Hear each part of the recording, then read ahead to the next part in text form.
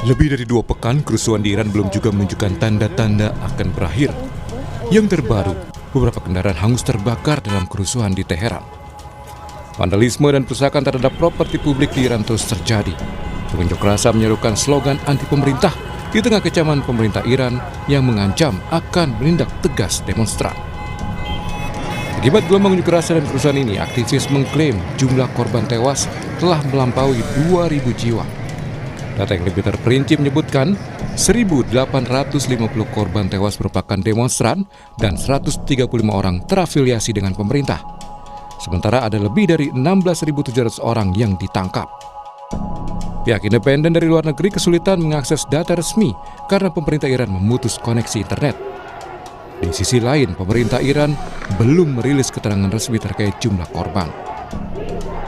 Kemerosotan ekonomi menjadi inti tuntutan pengunjuk rasa terhadap penguasa. Di tengah protes yang meluas, Presiden Iran berjanji pemerintahannya sedang berupaya memulihkan stabilitas ekonomi.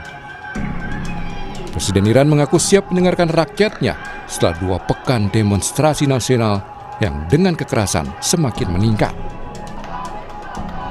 از مردم عزیزمون و همان گونه که قبلا بود درخواست اینه که در هر محله اینا جمع شن و اجازه ندن آشوبگری کنن. مردم باید در صحنه باشن. مردم نگرانی دارن، ما با اونا میشینیم و وظیفمونه نگرانی اونا رو حل کنیم. ولی وظیفه بالاتر اینه که اجازه ندیم یه عده آشوبگر بیان کل جامعه رو به هم بریزن.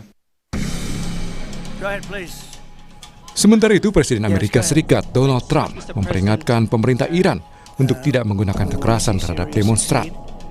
Dalam konferensi pers di Gedung Putih, Trump bilang Amerika Serikat siap membantu pengunjuk rasa meski tidak dengan pasukan darat.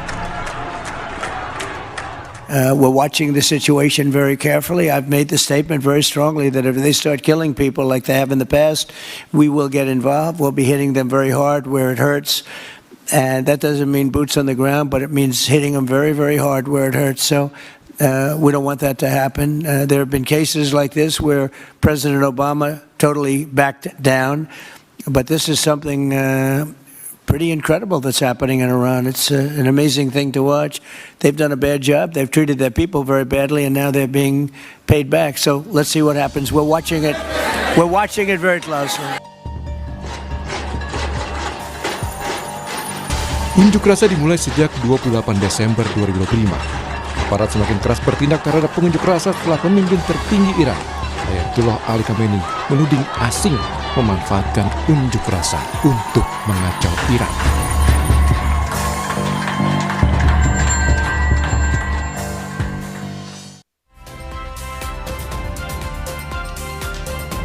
Saat ini kita sudah bersama dengan analis geopolitik yang juga merupakan Dubes RI untuk Iran periode 2012 hingga 2016, Dian Wirengjurit telah bergabung bersama kami melalui sambungan daring. Selamat pagi, Assalamualaikum Pak Dian. Waalaikumsalam, selamat pagi Mbak Adisti, selamat pagi pemirsa. Iya, Pak Dian, kita kan lihat bagaimana kemudian demo besar-besaran dan juga demo ricu di Iran ini sampai sekarang belum berakhir. Bahkan lebih dari 2.000 orang diprediksi meninggal dunia dalam demo besar-besaran ini. Nah, kalau Anda melihat tadi pernyataan Trump yang mengatakan bahwa Amerika akan melakukan pengawasan secara penuh terhadap Iran, apakah ini merupakan sinyal kuat konflik akan terjadi antara Iran dan juga Amerika Serikat, dengan Amerika Serikat akan melakukan pendekatan militer terhadap Iran, Pak Dian? Terima kasih Mbak Adisti. Boleh saya mulai dengan hal ini ya, korban. Tolong pemirsa, kita sama-sama waraslah dalam menyikapi, cerdaslah dalam menyikapi. Semua media massa, apalagi Barat, pasti cenderung menambah-nambah jumlah korban. Oke. Titik. Kedua, pasti pihak pemerintah manapun pasti berusaha mengurangi. Oke, kita harus cerdas bahwa korban itu tidak sebanyak itu, tapi mungkin tidak serendah yang disampaikan pemerintah. Kita lihat di lapangan. Tapi kalau dilihat beberapa video yang termasuk yang sedang beredar, itu kerumunan itu tidak kerumunan yang massa yang sifatnya puluhan atau ratusan ribu. Buat saya ini kerumunan yang memang bubar. Tapi saya mau sampaikan begini. 2 hari terakhir saya bisa berkomunikasi dengan teman-teman di Iran. Artinya saya sudah bisa berkomunikasi dengan baik masyarakat Indonesia yang di sana, baik teman-teman Iran saya di sana, baik dengan beberapa diplomat yang saya masih kenal yang ada di sana. Hmm. Sudah ada komunikasi itu. Nah, kalau ditanya perang, apa benar akan perang? Tolong diperhatikan. Di Amerika tanpa krisis, tanpa perang aja korban akibat kelakuan polisi Amerika terhadap rakyatnya juga ada yang tewas kok, gitu loh. Apalagi di sebuah kerusuhan yang dikendalikan, dikoordinasikan oleh mereka di negara lain. Pasti korban lebih banyak karena mereka tujuannya adalah menciptakan kekacauan. Itulah yang menjadi berita. Nah, tapi kalau kembali ke soal perang, ketika saya mulai bertugas di Iran 2012, eh, Leon Panetta, Menteri Pertahanannya Amerika sudah menyatakan Israel akan menyerang musim semi, artinya 4 bulan kemudian. Hingga saat ini pernyataan seperti itu berulang-ulang dan sudah menjadi bagian hidup dari masyarakat Iran karena ancaman itu setiap saat muncul. Nah, mudah-mudahan ancaman Trump ini juga bagian dari itu. Artinya sekedar ancaman karena terlalu gegabah kalau dia mau melakukan serangan karena Iran berbeda dengan Syria, berbeda dengan Irak, apalagi berbeda dengan Afghanistan, apalagi pasti berbeda dengan Venezuela. Jadi ancaman-ancaman Trump itu bisa dilihat begini, itu dia butuhkan untuk mengalihkan perhatian masyarakat Amerika dan dunia dari masalah yang dihadapi, termasuk masalah pedofilinya dia itu. Tapi saya mau bilang juga, mungkin saja hal ini dianggap serius, tapi Iran pun sudah belajar banyak dari Amerika. Iran sudah punya persiapan yang lebih matang, termasuk dalam menangkal gelombang Starlink-nya yang dipakai Amerika untuk berkomunikasi dengan demonstrator yang dikendalikan oleh para agen di lapangan mereka. Buktinya sekarang Starlink pun sudah bisa dilumpuhkan. Kira-kira begitu. Oke, jadi kalau dengan kata lain, ini hanya sekedar ancaman yang diberikan oleh Amerika Serikat dan benar-benar tidak akan terjadi intervensi yang akan dilakukan oleh Amerika Serikat terhadap Iran dengan kondisi Iran saat ini yang bisa dikatakan berlebihan begitu? Betul sekali Mbak Adistis. Begini loh, kalau saja benar-benar perang Iran terjadi, artinya dilancarkan oleh Trump, dampaknya itu akan luar biasa ya. Bukan hanya Iran yang kena, rakyat Iran udah pasti korban nomor satu itu pasti di Iran. Dan itu pasti bisa ratusan ribuan mungkin. Tapi bukan hanya di situ. Dampak ke kawasan pun akan luar biasa. Negara-negara Arab yang sekarang menikmati kesejahteraan, kemakmuran, gaya hidup yang bermewah-mewahan, pasti terkena dampaknya. Dan kalau itu mereka juga terkena dampaknya dalam artian terkena serangan yang salah arah, kapal yang jatuh di negara mereka, kapal terbang dan sebagainya. Mereka pasti membutuhkan waktu juga untuk recovery yang tidak akan lama dan mengorbankan kemakmuran yang sudah dilakukan. Diplomasi yang mereka lakukan saat ini sangat ketat terhadap Amerika. Oke, diplomasi secara ketat saat ini dilakukan oleh Iran kepada Amerika Serikat. Nah, kita juga bukan hanya oleh Iran, oleh negara-negara kawasan yang pasti sudah memperkirakan dampak perang Iran ini akan menyebabkan mereka juga susah. Oke, kita ingin tahu apa sebenarnya yang menjadi faktor kemudian sampai ada gelombang demo yang bisa dikatakan sampai berhari-hari 2 pekan lamanya begitu. Apa sebenarnya yang menjadi faktor pemicu demo besar-besaran ini, Pak Dian? Mbak, tolong lagi kita melihatnya dari kacamata sisi lain dari berita-berita media barat ya. Bahwa yang namanya demo ini bukan barang baru. Satu. Sejak saya di sana pun demonstrasi kayak di Amerika lah, di Indonesia negara kita, demo itu bagian sehari-hari kehidupan demokrasi. Bahwa Iran sudah mengalami kesulitan ekonomi, tolong dicatat. Sejak putus hubungan sama Amerika, revolusi Iran tahun 79, Iran sudah dikenakan sanksi, hanya secara bertahap diperketat, khususnya pada tahun 2002 ketika Iran diduga memiliki program senjata nuklir. Sanksinya lebih masif, menyangkut seluruh kehidupan praktis, seluruh kehidupan masyarakat Iran. Dan itu tidak pernah dilakukan oleh Amerika dan secara keroyokan dengan negara-negara Eropa terhadap negara manapun. terhadap Korea Utara sekalipun tidak semasif yang dilakukan terhadap Iran. Dan Iran sudah membuktikan sampai 2 minggu kemarin aman-aman aja tuh karena mereka sudah tahu kok bahwa untuk kebutuhan masyarakat tidak ada masalah karena mereka bensin masih murah, terigu masih terjangkau dibandingkan negara lain yang begitu krisis energi aja bensin bisa melonjak tinggi. Nah itu bisa dipertahankan. Tapi kalau 2 minggu ini terakhir dilakukan cara-cara yang lebih keras dan brutal, buat saya itu karena Amerika dan sekutunya sudah kehilangan akal bagaimana menghadapi Iran dan agen-agen mereka mungkin memberikan laporan itulah saat untuk melakukan demonstrasi yang katanya besar dengan agenda yang tentunya mereka yang punya. Tapi 2 hari terakhir ini terbukti saya terus kontak kok dan saya bisa komunikasi dengan teman-teman di sana itu sudah lebih reda lah. Apalagi demonstrasi ini sudah mulai brutal karena ada korban dari sipil yang terbunuh oleh mereka dan yang pasti pembakaran masjid berapa puluh itu merupakan kesalahan fatal karena masjid adalah simbol agama yang oleh Iran merupakan simbol negara yang harus dipertahankan. Mereka sudah membuktikan berbagai perang sejak peradaban ribuan tahun sampai sekarang mereka bisa survive. Oke, begini, kalau kita lihat kan Presiden Iran sempat mengatakan apa yang terjadi saat ini di Iran, demo yang saat ini dilakukan oleh Iran ini adalah salah satunya ada campur tangan dalam tanda kutip asing di sana untuk mengacaukan Iran. Anda sepakat dengan itu? Sangat amat sangat sepakat. Nah, kurang apa saya? Tapi begini loh Mbak, coba perhatikan. Makanya tadi dari awal saya udah bilang jangan kita terlalu naif ya menghadapi situasi-situasi termasuk di dalam negeri kita. Apakah demo kita itu murni? Kita bisa jawab sendiri. Tapi apakah demo di Venezuela, di Panama, dimanapun yang ada ujungnya adalah penggulingan pemerintahan, kita bisa tahu kok siapa di belakang itu. Sekarang saya kembali ke beberapa cerita lama sebenarnya. Demo berapa tahun yang lalu itu seorang diplomat asing, duta besar bahkan dari negara Eropa ada di tengah-tengah demo. Alasannya baru selesai cukur. Kira-kira masuk akal nggak? Ada demo itu kan tidak akan muncul sekejap. Pertama mereka harus minta izin, berarti disiapkan daerahnya, bahwa kemudian jadi brutal dan meluas, itu kan sudah diketahui. Tapi seorang diplomat senior ini ada di tengah-tengah demo dan ditangkap, alasannya karena saya baru selesai cukur.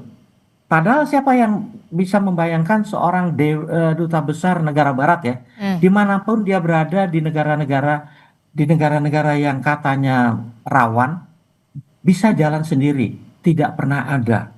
Pasti ada orang di sekitarnya. Nah, saya mau bilang begini loh, yang namanya agen-agen itu bukan hal aneh. Mereka bisa bunuh tenaga pakar-pakar nuklir Iran. Terakhir berapa tahun? 2 tahun lalu mungkin. Itu kalau tidak ada orang dalam siapa? Orang dalam itu siapa? Rakyat biasa mungkin. Tapi siapa mereka? Mereka sudah dibina. Kenapa? Karena diiming-imingi, jelas diiming-imingi uang. Dalam dunia intelijen semua juga mungkin paham lah. Seorang mata-mata Amerika atau Mossad yang menyamar sebagai apapun itu pasti punya orang yang ditangani. Dia namanya handler. Handler itu bisa 5-10 dan menyebar kayak apa ya? Kayak kalau dagang itu kayak multiple agen. Jadi handle yang satu menghandle lain, menghandle yang lain, kira-kira begitu. Dan itu memang banyak di Iran. Mbak Adisti, pemirsa, tolong tanyakan pada kita sendirilah. Kedutaan mana yang katanya daftar diplomatiknya itu paling banyak? Silakan tanya Kemlu. Sementara kedutaan yang lain mungkin puluhan. Ada kedutaan yang ratusan nama katanya itulah diplomat. Kira-kira wajar nggak?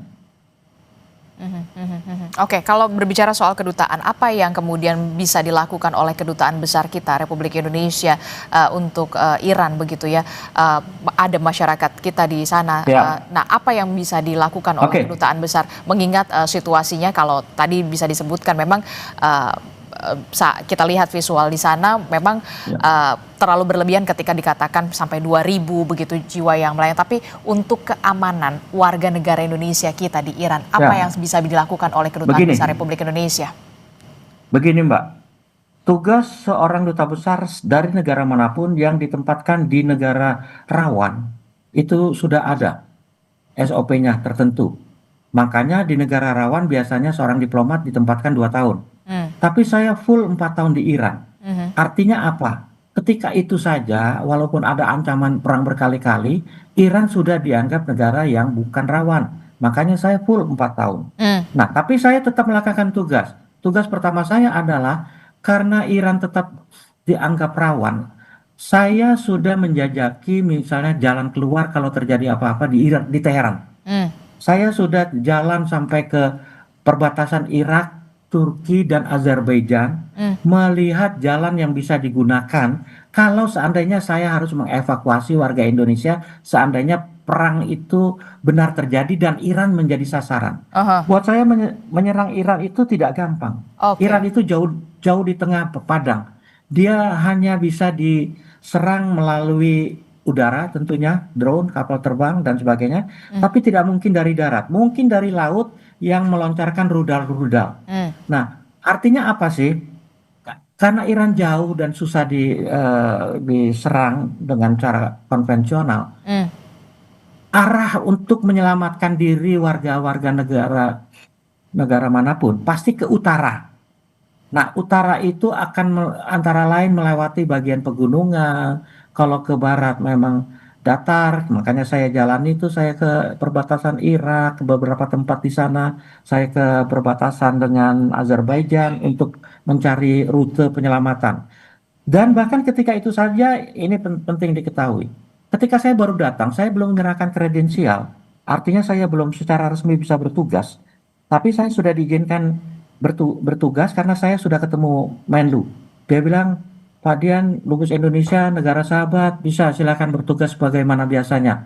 Ketemu presiden, menyerahkan kredensial, kita atur kemudian. Tapi saya sudah mulai bertugas, makanya saya berani keliling daerah-daerah tadi. Tidak semua diplomat bisa diizinkan sebelum menyerahkan kredensial.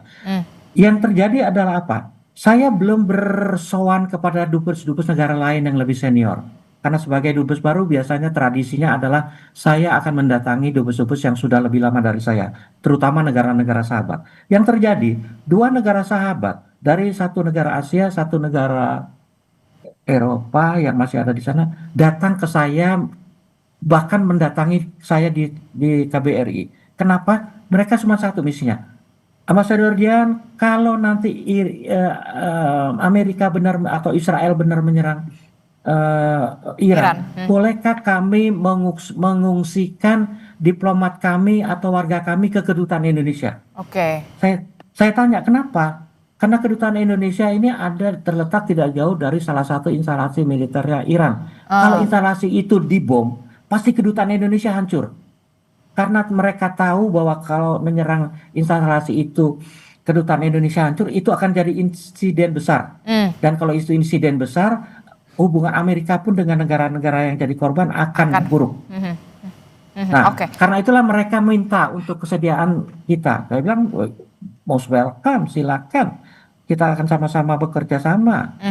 Kira-kira begitu, artinya tidak semudah itulah. Tidak semudah itu, oke. Terakhir saya ingin tahu, ketika memang demo rusuh ini di Iran bakal lebih panjang, kita berharapnya itu tidak akan menjadi panjang begitu dan menjadi konflik begitu ya. Tapi apa yang dampaknya untuk internasional secara keseluruhan dan juga khususnya untuk Indonesia? Singkat saja Pak Dian. Terima kasih. Kalau Indonesia begini, insya Allah karena masyarakat kita tidak banyak dan masyarakat kita itu ada di pusat-pusat studi lah, bukan kayak mereka di Amerika di Iran mengacak-acak itu. Mereka studi, artinya mereka dalam posisi yang aman. Dan jumlahnya kan sekitar 400, relatif tidak terlalu banyak.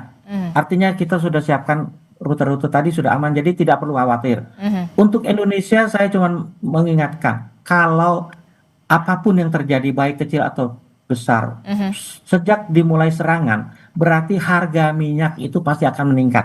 Itu saja harus diantisipasi. Sementara di kawasan, saya tadi sudah singgung, mereka tidak akan membiarkan negara-negara mereka terkena getah kehancuran gara-gara perang yang luar biasa yang dikatakan akan menjadi perang dunia ketiga. Kemakmuran mereka dibayar dengan panjang, waktu yang panjang, tidak akan begitu saja mereka akan biarkan. Diplomasi tetap akan menjadi solusi. Dan 2 hari terakhir saya bilang tadi, situasi di Teheran sendiri sudah tenang. Artinya apa? Rakyat yang mendukung pemerintahan itu sudah bisa meyakinkan demonstran yang pro Amerika. Kalau dilakukan terus, runyam. Karena kami akan mempertahankan identitas kebanggaan kami sebagai sebuah peradaban dan sebuah negara Islam. Oke, baik, terima kasih analis geopolitik yang juga merupakan Dubes RI untuk Iran periode 2012 hingga 2016, Dian Wirengjuri telah bergabung bersama kami. Sehat selalu Bapak, Assalamualaikum, selamat pagi.